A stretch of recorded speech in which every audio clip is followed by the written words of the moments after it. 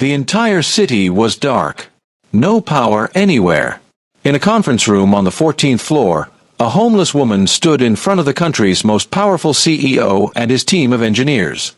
Her clothes were torn and dusty. Her hair was messy. She smelled like the streets. The CEO looked her up and down slowly. Then he smiled. Not a kind smile. A cold, mocking smile. The woman's voice was calm and clear as she looked him straight in the eye. "Sir, I can fix this." The whole room exploded with laughter. The engineers laughed. The CEO laughed the loudest. Someone slapped the table. Someone else shook his head like he'd just heard the funniest joke of his life. A homeless woman? Fix a problem that the country's top engineers couldn't solve? Impossible. Ridiculous. Absolutely insane. But 2 hours later, that same CEO stood at the base of a 50-meter tower, his arms crossed, his face frozen in shock, watching that homeless woman do the impossible. Nobody was laughing anymore. Who was this woman? How did someone living under a bridge save an entire city? And what happened when the whole country found out the truth? This is the story of Grace. Before we continue, please hit that subscribe button right now, drop a like on this video, and comment below where you're watching from and what time it is in your country. We read every single comment. Now, let's get into the story. Grace is 28 years old. Every single night, she sleeps under the Woos Bridge in Abuja. Her pillow is an old torn bag. When she wakes up before sunrise, before the city even opens its eyes, she uses water from bottles she finds in trash bins to wash her face. Her clothes: a faded shirt full of holes. Trousers that used to be brown but are now the color of dust. Sandals held together with wire. Her hair is always tied back the same way, messy and rough. People walk past Grace every single day. Thousands of people. But nobody looks at her. Nobody asks her name. To them, she is invisible. Like a stone on the road. Like a shadow on the wall. But here is what nobody knows about Grace. Before everything fell apart, Grace was not always homeless. She was a student. A brilliant student. She studied electrical engineering at a university in Abuja for 3 years. She was there on a scholarship, a full scholarship, because her brain was sharp like a razor. Grace could look at a circuit board the way you look at a picture. She understood how electricity works. How it travels from the big power stations, through those giant steel towers you see on the highway, through thick wires hanging high above the ground, all the way into your house so your light bulbs can shine and your fan can spin. She knew the whole system. Like someone who knows every road in a city without needing a map. But then, everything changed. Her mother got sick. Very, very sick. The hospital bills came. One bill. Then another. Then another. They swallowed all the money Grace had saved. They swallowed the money from selling her textbooks. They swallowed the money from selling her laptop. Grace's father had already died years before. She had no uncle with money. No auntie to borrow from. No rich friend to call. So Grace did the only thing she could do. She dropped out of school. She used her scholarship money to pay the hospital. She sold everything she owned, even her bed, even her clothes, to keep her mother alive. But her mother died anyway.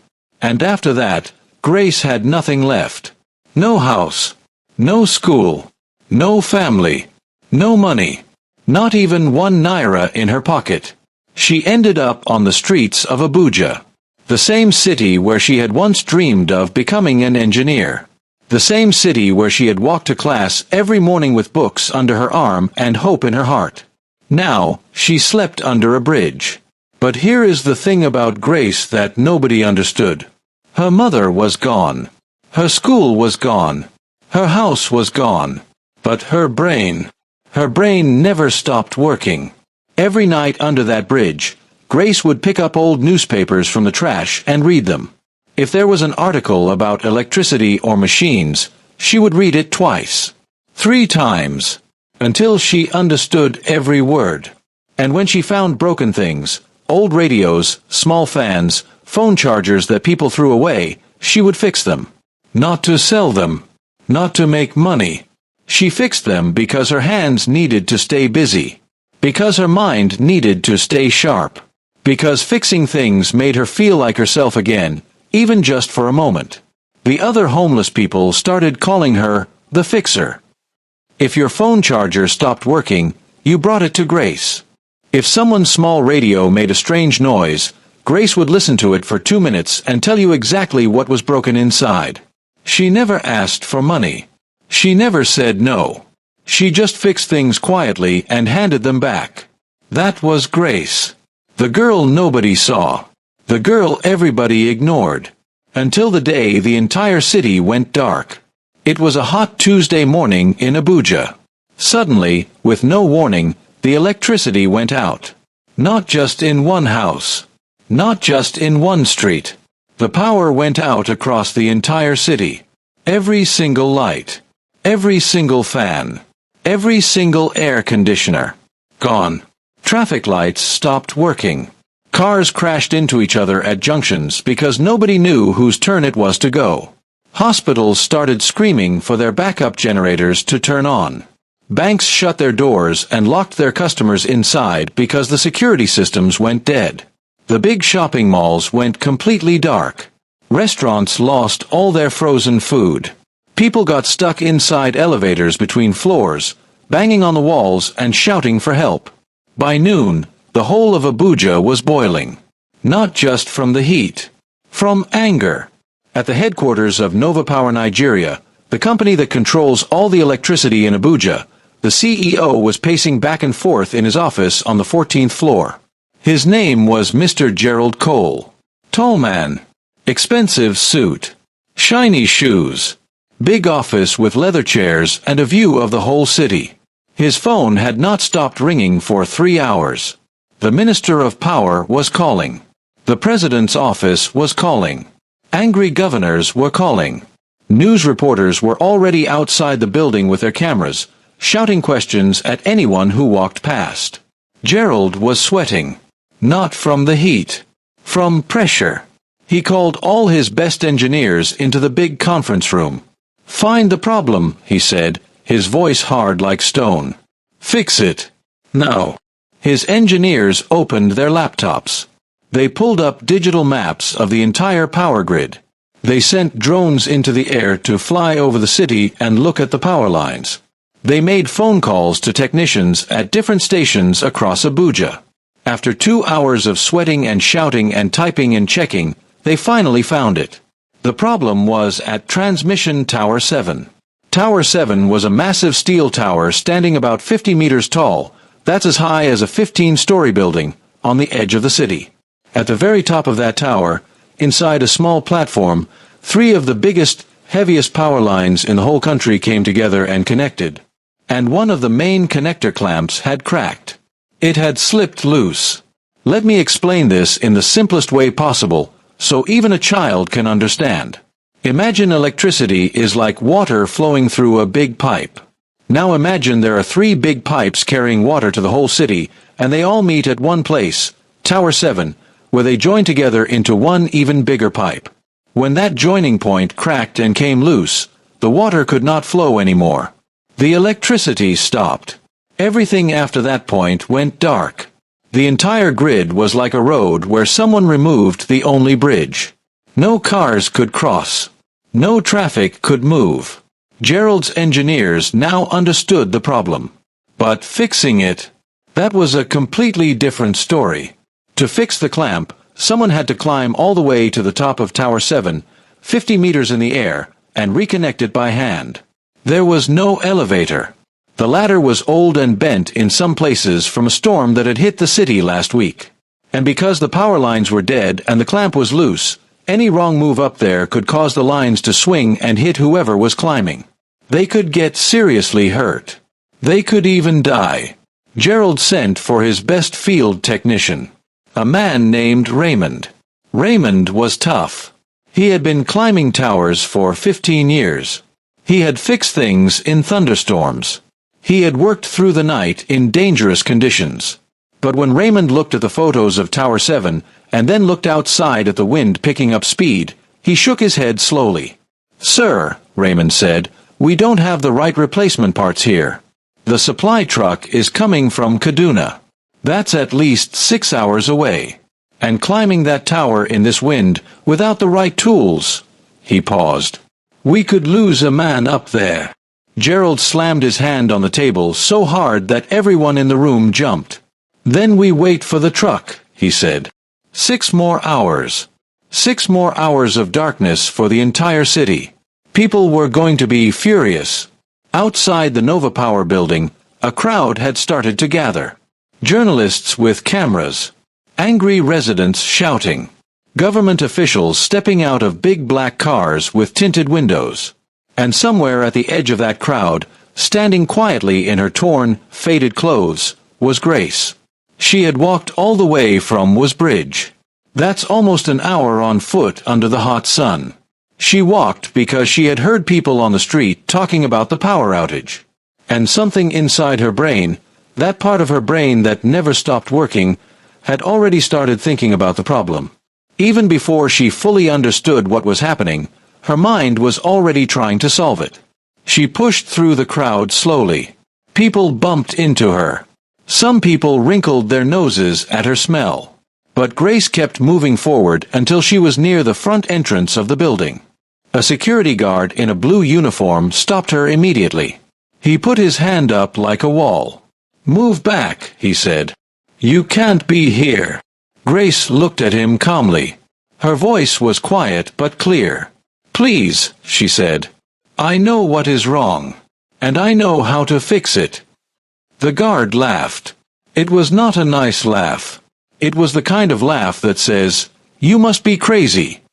A journalist standing nearby heard Grace and smirked. Someone in the crowd said loudly, "This woman has been in the sun too long. Someone take her to the hospital." Grace did not move. She did not shout. She did not get angry. She just stood there with her arms at her sides and said it again, simply and calmly. "I know how to fix it. Please let me speak to someone inside." Now, this is where something small, something almost like a miracle, happened. A junior staff member inside the building, standing near the glass door, saw Grace through the window. Maybe he was curious. Maybe he was bored. Maybe he just thought it would be interesting to see what this woman had to say. Whatever the reason, he went upstairs and told someone. And that someone told someone else. And the message traveled up, floor by floor, until it reached the 14th floor where Gerald was sitting in his conference room, surrounded by tired engineers and unanswered problems. Someone knocked on the door and said, "Sir, there's a woman outside. She says she can fix the problem." Gerald looked up. He was in a terrible mood. His jaw was tight. His eyes were tired. "What woman?" he asked. A homeless woman, sir. She's standing outside. She says she knows how to fix it." For a moment, the whole room went quiet. Then Gerald smiled. It was not a kind smile. It was the smile of someone who wanted to laugh at something ridiculous. "Bring her up," he said. "I want a good laugh." When the elevator doors opened and Grace stepped out onto the 14th floor, people stared. She walked down the hallway slowly, her dusty sandals making soft sounds on the shiny tile floor. Her torn shirt. Her faded trousers. Her messy hair. When she walked into the big conference room, the room with the long table and the leather chairs and the huge screen on the wall showing the power grid map, every single engineer in that room went silent. Not because they respected her. No. They were silent because they were shocked. Shocked that someone like her was standing there at all. Gerald looked her up and down. Slowly. Like he was examining a strange thing he found on the street. Then he smiled that cold smile again. Grace stood in the middle of the room.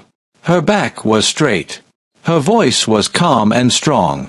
"Sir," she said loudly, looking directly at Gerald, "I can fix this." The whole room exploded with laughter. The engineers laughed. Gerald laughed the loudest. Someone slapped the table. Someone else shook his head and muttered something under his breath. But Grace did not look down. She did not look embarrassed. She walked straight to the big screen on the wall, the screen showing the entire power grid of Abuja like a giant spiderweb of lines and dots. She pointed at one spot on the map. Tower 7. Nobody had told her where to look. Nobody had explained anything to her. But she pointed right at it. "Your problem is here," she said. "At the junction clamp on Tower 7. The clamp cracked, probably from the storm you had last week, and the connector slipped. The 3 main lines lost their connection point. That is why the whole grid went down." The laughter stopped, like someone had pressed a pause button on the whole room. Raymond, the field technician, leaned forward in his chair. His eyes narrowed. "How do you know that?" he asked quietly. Grace turned to him. "Because this," she said, pointing at the map, "is the only single point where all 3 major power lines cross. If the problem was anywhere else, on any other part of this grid, only part of the city would be dark. But the whole city is dark. So it has to be the junction. And if the problem was inside the wires themselves, an internal fault, your computer system would have flagged it electronically. But it didn't. That means the fault is physical. Something came loose. And in a storm, the most likely thing to come loose at a junction like this is the clamp." The room was so quiet you could hear people breathing. Gerald sat up slowly in his chair. His deputy leaned over and whispered something in his ear. Gerald's eyes stayed on Grace, watching her like he was seeing her for the first time. "Fine," he said. His voice was different now. Not mocking. Not laughing. Just serious. "Let's say you're right about what's wrong. Our engineers already told me we can't fix it without the replacement clamp. And that clamp is 6 hours away in Kaduna. So what exactly are you going to do about that?" Grace reached into the pocket of her torn trousers. She pulled out a small, worn notebook. The kind you buy at a roadside shop for 50 naira. The pages were bent and dirty. She flipped to a page covered in her handwriting. Numbers. Diagrams. Notes. "You don't need a new clamp," she said. "Not right away. The crack is not in the clamp body itself. It's in the bolt mechanism that holds the clamp tight. The clamp itself is still strong. You just need to reseat it, put it back in the right position, and hold it in place with a temporary binding. Steel wire. The right thickness. Wrapped and twisted at the correct tension. That can hold the junction stable long enough to restore power. It won't be permanent, but it will work until your replacement parts arrive." Raymond stood up from his chair. He walked over to Grace and looked at her notebook. His eyebrows went up. "That," he said slowly, "that could actually work." "It will work," Grace said, her voice steady and sure. "I've done this before. On smaller lines, yes. But the principle is exactly the same."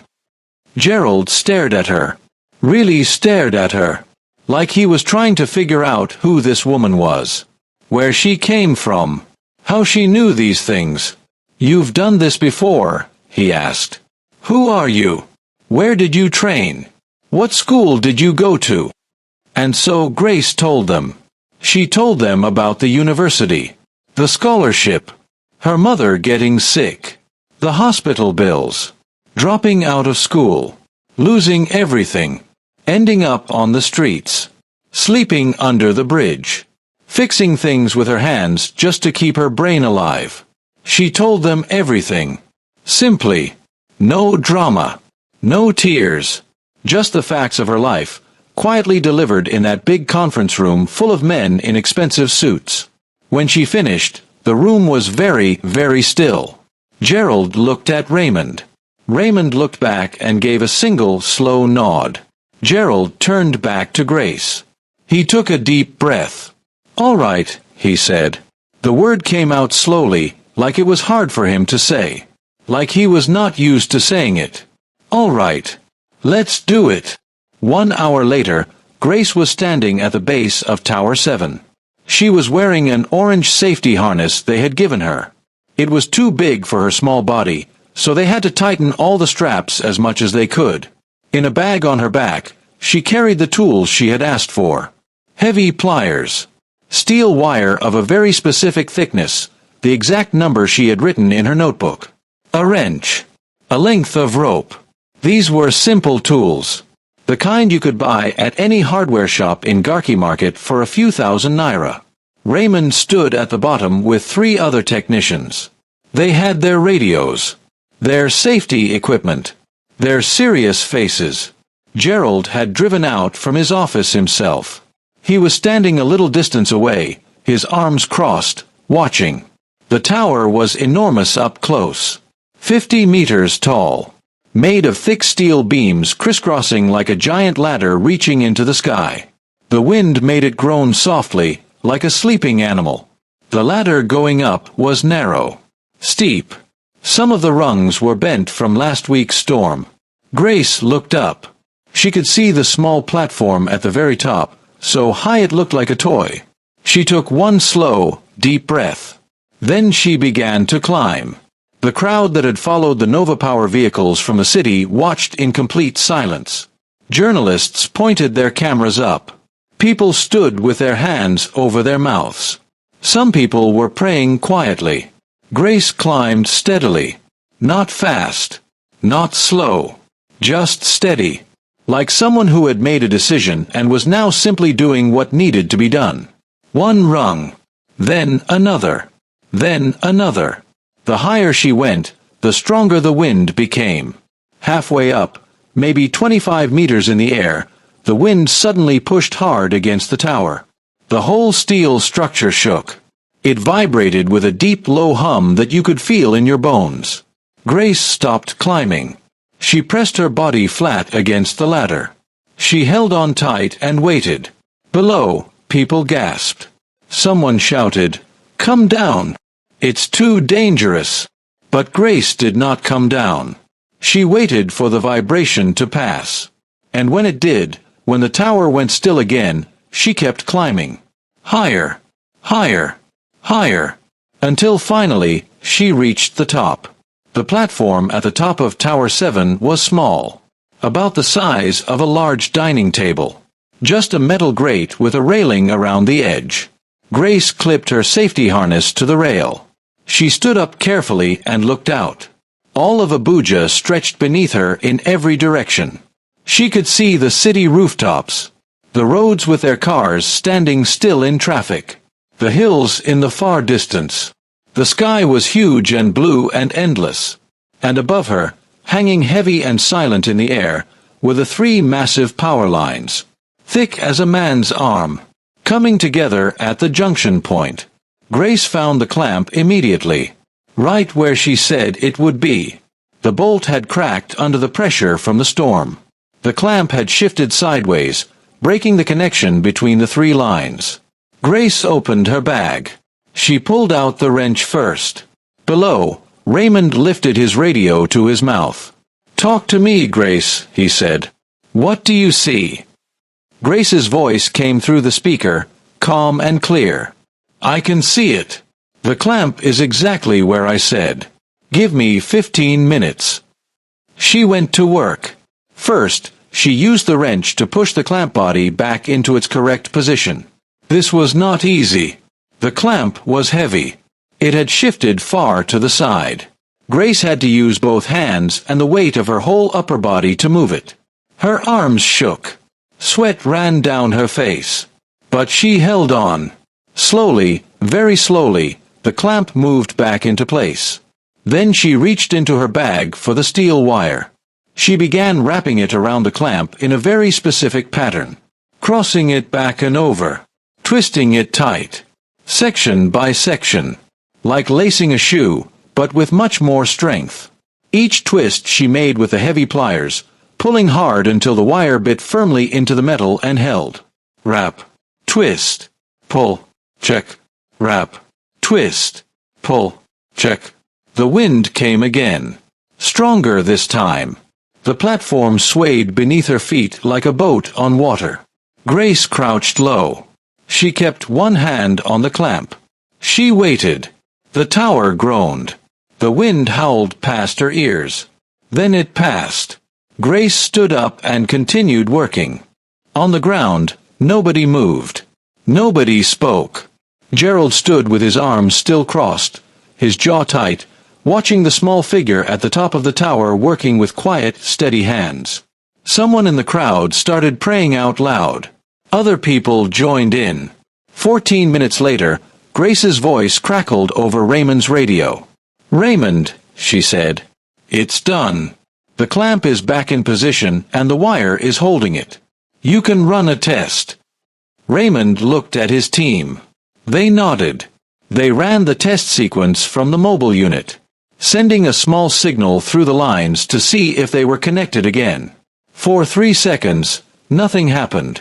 Then, one by one, every traffic light in the section they were watching flickered. Then came on. Then, from across the city, area by area, street by street, the lights returned. Air conditioners kicked back on. Generators shut off. Horns started honking in relief. The sound of the city coming back to life rose up like music, like a celebration. Raymond grabbed his radio. He looked up at the tower, shielding his eyes from the sun.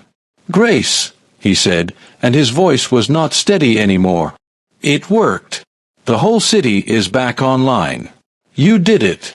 At the top of the tower, 50 meters in the air, with the wind in her hair and the whole city stretching beneath her, Grace allowed herself one small smile. Then she clipped her bag shut and began the long climb down. By the time Grace's feet touched the ground, the journalists were already running toward her. Cameras. Microphones pushed into her face. Questions flying at her like stones. "Who are you? What's your name? How did you do that? Are you a Nova Power engineer? Where did you learn this?" Grace stood there, dusty and sweaty and tired, and looked at all the cameras calmly. "No," she said. "I'm not an engineer. I live under was bridge." The silence that followed was the loudest silence of the whole day. People's mouths fell open. Cameras stopped moving. Even the journalists who asked questions for a living had no words. Gerald pushed through the crowd. He walked right up to Grace and stopped in front of her. Up close, without the big conference table between them, without his expensive office around him, he just looked like an ordinary man. A man who had just seen something he could not fully understand. He reached out his hand. Grace looked at it for a moment. Then she shook it. "I laughed at you," Gerald said. He did not say it like someone making a speech for the cameras. He said it quietly, like someone who was embarrassed and ashamed. "I'm sorry." Grace nodded once. She did not look angry. She did not look proud. She just looked very, very tired.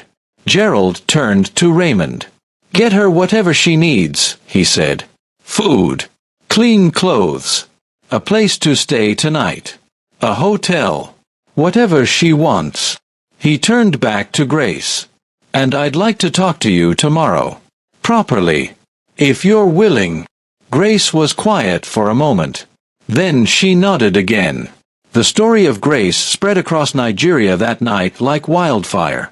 By morning, her face was on every single news channel.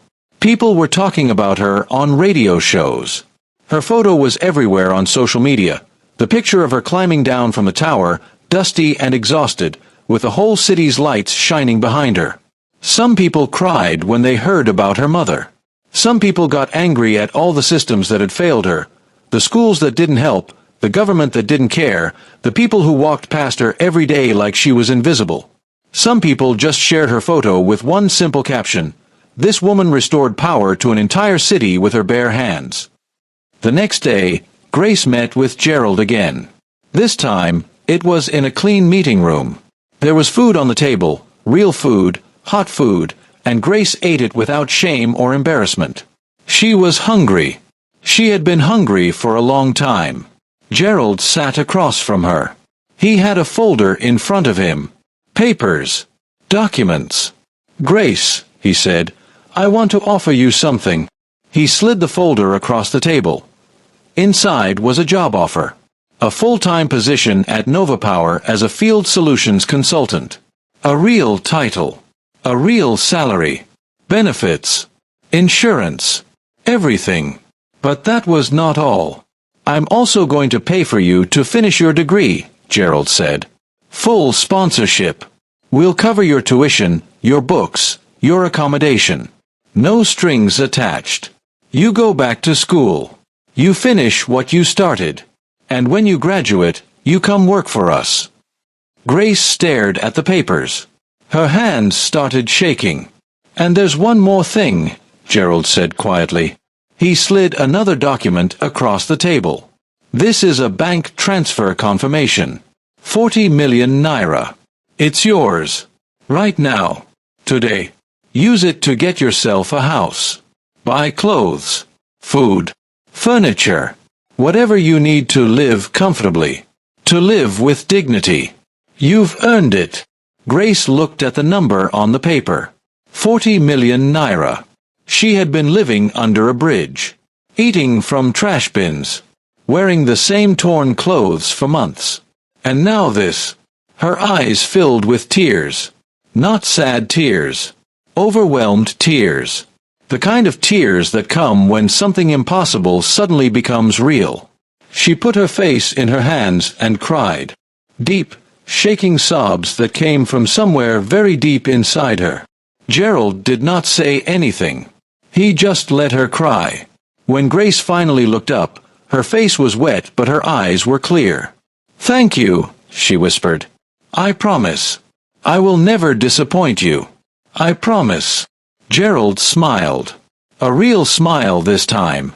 Not the cold one. Not the mocking one. A warm, genuine smile. I know you won't, he said. If this story touched your heart, do me a favor right now. Hit that subscribe button, smash the like button, and drop a comment below telling me what you learned from Grace's story. Turn on your notifications so you never miss stories like this. We have more powerful stories coming your way. See you in the next one.